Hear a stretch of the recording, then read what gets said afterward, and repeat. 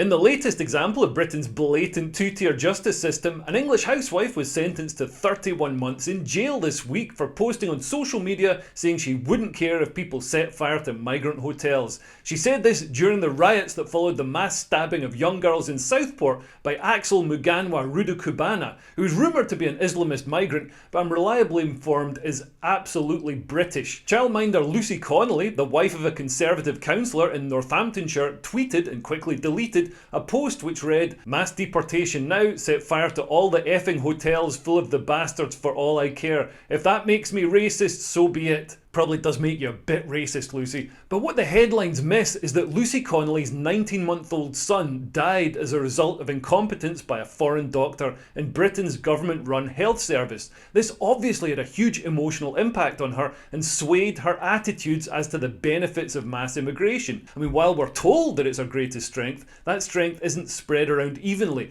and I think we could show some compassion to a woman who's lost a child. And obviously, any direct incitement to violence is abhorrent, but did her tweet actually lead to real-world violence? Lucy's a childminder. People might look to her for advice on nappy rash, but she's not exactly leading an army. She's not a top political commentator. The judge said the heavy sentence was to deter others from saying or writing similar things, but people on the left with far more influence and credibility did say and write dangerous things. A Labour politician, Ricky Jones, called for far-right people, which is a dog whistle for Tories or Reform voters or just white working class people, to have their throats cut. And he said this in front of a crowd of lefties who cheered him on. Destroying the sovereignty.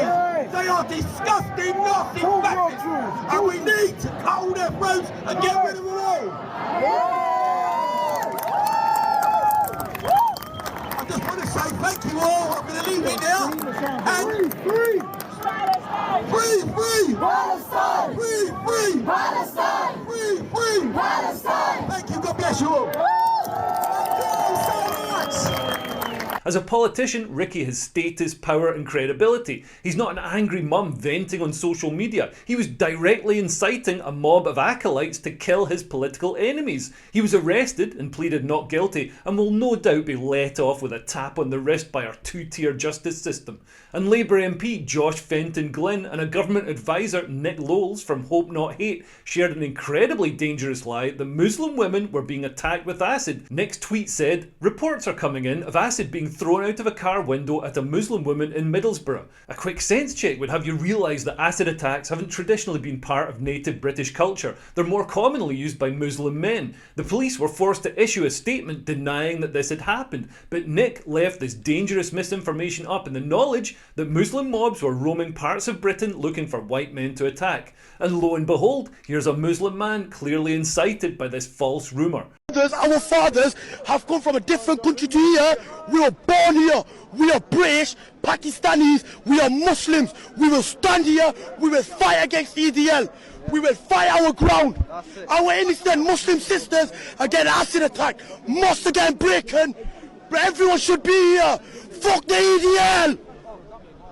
As a government advisor and head of an influential charity, Nick Lowles clearly has a reach and a credibility that a housewife doesn't. But has he been arrested for this inflammatory tweet? Of course not. Hope Not Hate are on the left, or at least they say they are. Hope Not Hate are a controversial group whose members include former members of neo-Nazi organisations, people who've admitted to attacking women with hammers, and members of the British Communist Party. Incredibly, the government funds these extremists. They whip up hysteria about an imaginary far right, and then they fundraise off the back of this hysteria, such as when they said that there were 100 far right riots, which every newspaper gullibly swallowed and ran on every front page. Hope Not Hate pretend they go after Nazis and fascists, but the supply of Nazis isn't keeping up with the demand, so they go after sensible mainstream politicians in the Tory party and Reform. And they're hugely biased. They ignore racist hatred spread by left-wing politicians such as Dawn Butler. And some people on the real far right love Hope Not Hate because they see them as accelerationists. Basically because Hope Not Hate push for completely open borders and unsustainable levels of migration from incompatible cultures, and because Hope Not Hate stir up resentment amongst native Brits, the genuine far right right see Hope Not Hate as allies who are quickly pushing social change at a rate that will destabilise the country, pushing it to a tipping point when the far right can take over.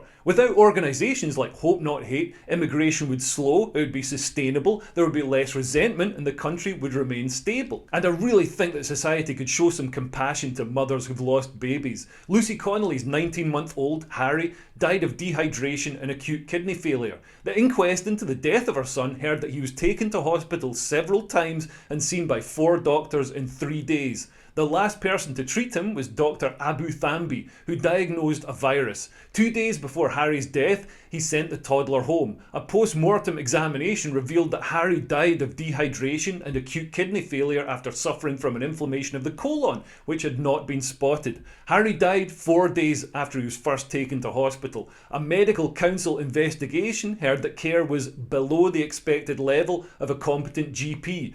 Lucy said that he'd effectively killed her son. This highlights a bigger issue with immigration and the National Health Service. The NHS is dependent on importing staff from overseas. According to government figures, overall 19% of NHS staff are not British. For doctors, this figure rises to 35%. There are issues around the morality of poaching doctors from countries that are poorer than Britain. How can Nigeria, with a GDP per capita about a 20th the size of Britain's, afford to train up enough doctors and nurses for Nigeria and have enough spare left over to send to the UK as well? But there's also an issue with medical training standards in some countries not being as high as in Britain and fraudulent qualifications being sold. This issue comes up every once in a while. Earlier this year, The Guardian reported on hundreds of Nigerian nurses investigated for their part in an industrial-scale qualifications fraud using proxies to sit exams in Nigeria that allows them to work in the NHS. And it has a clear impact on performance. According to a Mail on Sunday investigation, nearly 3/4 of doctors struck off the medical register in Britain are foreign. And in 2018, British medical authorities had to check the credentials of around 3,000 foreign doctors after one was convicted of fraud and accused of falsifying qualifications. Doctors who qualify in a country outside of the EU are apparently twice as likely as those who qualify in Britain to receive a sanction for malpractice such as a warning, suspension or being struck off. It's getting so bad that some NHS receptionists are getting their jobs without the appropriate training in how to be a grumpy twat who can only answer a phone between 8 AM and 8:01 AM. A study by York University found that tougher tests for foreign doctors would cut the rate of serious mistakes they make by half. So yeah, while I don't condone what Lucy Connolly said, I think she deserves some understanding and some sympathy. From her point of view, the government's open borders policy led to her child dying. Now, I understand that leftists and our government see British children as acceptable collateral in the pursuit of a multicultural utopia, whether it's children eviscerated by an Islamist at a pop concert, killed with a heroin injection by a grooming gang, or dying as a result of declining standards in our health service. These are all just bumps on the road to our promised rainbow paradise where whiteness has been abolished and all races hold hands together. But it's pretty harsh on the parents of those children. If Lucy Connolly is sent to jail, her other children will be denied a mother, a life will be ruined and a family torn apart. I just don't see who this serves, particularly when Keir Starmer is releasing machete killers from jail to make space for housewives who tweet. This is Starmer's Achilles heel. Remember when he addressed the riots and refused to acknowledge that there was any legitimacy to people being angry that children had been killed? He said the cause of the riots doesn't matter. But it doesn't matter what apparent motivation there is. This is violence, it is not protest. It doesn't matter what the motivation is. His continuation of open borders, on average 135 migrants have arrived on small boats every day that he's been in power, is just pouring more fuel on the fire. Britain's security services foil incidents all the time. All it will take is another horrific attack on children to set the flames raging again. And we're going to find out soon what the Southport attackers' motives actually were. Axel Muganwa Rudakabana was initially assumed to be an Islamist asylum seeker, but he turned out to have been born in Cardiff to Rwandan parents, apparently making him the most British person who's ever lived. His trial is in January, and it'll be interesting to see if these killings did follow the pattern of second and third generation migrants being drawn to Islamic fundamentalism, like the killers of Lee Rigby, Michael Adebolajo and Michael Adebowale, who were both from reasonably normal backgrounds. Although to be honest, if the Southport killings do follow that pattern, I doubt the government will even let us know due to the risk of it validating and encouraging people opposed to mass immigration. Anyway, thanks for listening. If you found this video enlightening, please share it, and if you want to support support me making these videos and get exclusive content and be part of a nice community of the only sane people left in the West, then sign up to my Patreon. There's a link below. If you'd rather just buy me a pumpkin spice chai latte, then there's a link for that too. Anyway, thanks for listening. I've been Leo Cares. Bye. Bye bye.